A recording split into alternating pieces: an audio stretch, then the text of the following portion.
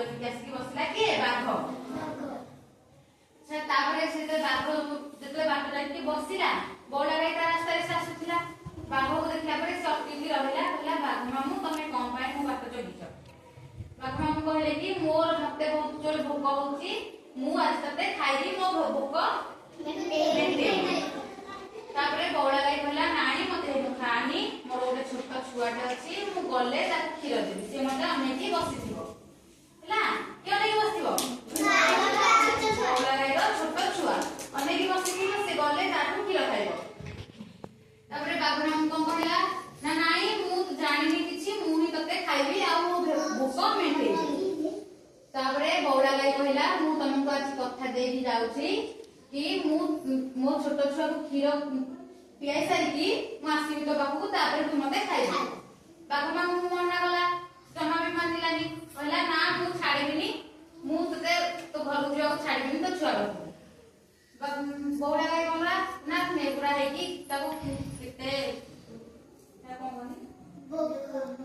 ନେଗୁରା ହେଲା ତାକୁ କେତେ ଗୁଡେ, ତାପରେ କେତେ କଥା କହିଲା କି ମତେ ଛାଡି ଦିଅ, ମୁଁ ଯିବି ମୋ ଛୁଆକୁ ମୁଁ କ୍ଷୀର ପିଆଇକି ଆସିବି, ତାପରେ ଯାଇକି ତମେ ମତେ ଖାଇବ। କେତେ କହିବାକୁ ଗଲେ କେତେ ନେଗୁରା ହେଲା ତାଙ୍କ ଗୋଡ ଧରିକି। ବାଘ ମାମୁଁ ତାପରେ ବହୁତ ସମୟ ପରେ ଛାଡିଲେ ତାକୁ ତା ଛୁଆ ପାଖକୁ, କହିଲେ କ୍ଷୀର ପିଆଇକି ସାଙ୍ଗେ ସାଙ୍ଗେ ଆସିବୁ ମୋ ପାଖକୁ, ମୁଁ ତତେ ଖାଇବି ହେଲା। ବଉଳା ଗାଈ ଖୁସି ହେଇକି ଗଲା, ବହୁତ ଖୁସି ହେଇକି ଗଲା ତା ଛୁଆ ପାଖକୁ, ତାକୁ କ୍ଷୀର ଖୁଆଇଲା ଏବଂ ତାକୁ କହିଲା କି ମୁଁ ଆଜି ତତେ କ୍ଷୀର ଖୁଆଇବି, ତୁ ଆଜି ଯେତେ ଖାଇବା କଥା କ୍ଷୀର ଖାଇଦେ, ତାପରେ ମୁଁ ବାଘ ମାମୁଁ ପାଖକୁ ଯିବି, ସେ ମତେ ଖାଇବ। ତା ଛୁଆ କାନ୍ଦିଲା, ଯେହେତୁ ତା ମା ଯାଉଛି ବାଘ ମାମୁଁ ପାଖକୁ, ବାଘ ମାମୁଁ ଛାଡ଼ିବ କି ତା ପାଖରେ, ସେ ଖାଇଦବ। ଏଥିଲାଗି ତା ଛୁଆ କାନ୍ଦିଲା, କହିଲା ନାଇଁ ମା ତୁ ଯାଆନି। ହେଲେ ସେ କଣ କରିବ, ବଉଳା କଥା ଦେଇକି ଆସିଛି ବାଘ ମାମୁଁକୁ, କଥା ଦେଇକି ଆସିଛି କି ମୁଁ ଆସିଲେ ତୁ ମତେ ଖାଇବୁ ବୋଲିକି। ସେ ଯେହେତୁ କଥା ଦେଇକି ଆସିଛି ତା କଥା ରକ୍ଷା କରିକି ସେ ଆଉଥରେ ଜଙ୍ଗଲ ଭିତରକୁ ଗଲା ବାଘ ମାମୁଁ ପାଖକୁ। ଗଲା ବେଳକୁ ବାଘ ମାମୁଁ ସେଇ ଜାଗାରେ ହିଁ ବସିଛି, ତା ପାଖରେ ହିଁ ସେ ବସିଛି।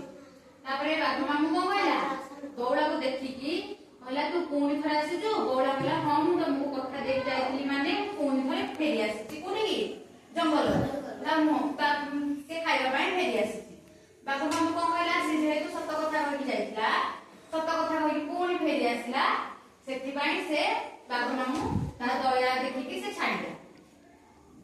କିଏ ଦୟା ଦେଖିଲା? ବାଘ ମାମୁଁ ଦୟା ଦେଖିଲା ବଉଳା ହେଇକି, ତାପରେ ସେ ଛାଡିଦେଲା ତାକୁ, କହିଲା ମୁଁ ତତେ ଖାଇବିନି, ତୁ ଯେହେତୁ ସତ କହିଛୁ ହେଲା।